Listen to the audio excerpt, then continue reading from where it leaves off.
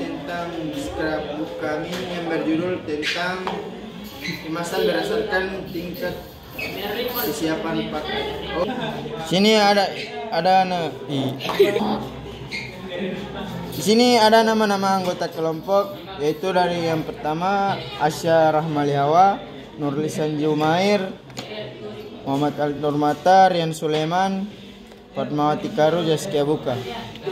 Oke, yang kedua akan dibacakan oleh Asya Rahmalihawa, kemasan berdasarkan tingkat kesiapan pakai. Kemasan siap pakai, pengertian kemasan yang sudah jadi dan langsung bisa digunakan, yaitu ada gambarnya. Dan yang kedua, kemasan setengah jadi, pengertian kemasan yang memerlukan proses lanjut sebelum bisa dipakai, ada gambarnya. Dan yang ketiga, kemasan bahan mentah, pengertian bahan kemasan yang masih berupa bahan baku dan harus diolah sepenuhnya menjadi kemasan siap pakai. Kemasan berdasarkan tingkat kesiapan pakai. 1. Kemasan primer, kemasan yang langsung bersentuhan dengan produk seperti botol, kaleng, atau plastik. Yang kedua, kemasan sekunder, kemasan yang melindungi kemasan primer seperti kotak atau kardus. Yang ketiga, kemasan tersier, kemasan yang digunakan untuk mengirim pengiriman atau penyimpanan dalam jumlah besar seperti palet atau kontainer.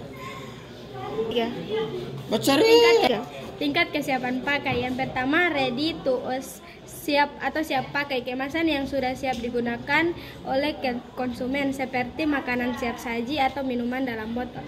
Yang kedua, ready to pair atau siap dimasak, kemasan yang memerlukan kesiapan atau pengolahan sebelum digunakan seperti bahan makanan yang perlu dimasak.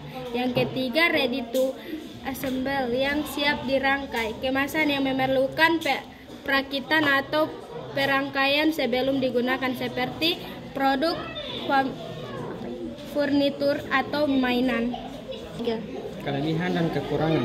Kelebihan kemasan yang siap pakai dapat meningkatkan kenyamanan dan efisiensi bagi konsumen. Kekurangan. Kemasan yang siap pakai dapat meningkatkan biaya produksi dan memiliki dampak lingkungan yang lebih besar. Berikut adalah materi tentang kemasan yang berdasarkan tingkat kesiapan pakai. Dalam keseluruhan, kemasan yang berdasarkan tingkat kesiapan pakai dapat mempengaruhi kenyamanan, efisiensi, dan biaya produksi suatu produk. Oleh karena itu, perlu dipertimbangkan dengan baik dalam proses desain dan perkembangan kemasan.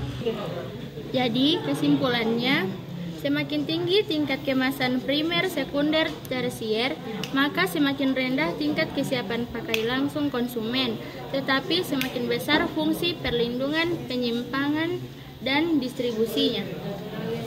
Sekian dari kami. Wassalamualaikum warahmatullahi wabarakatuh.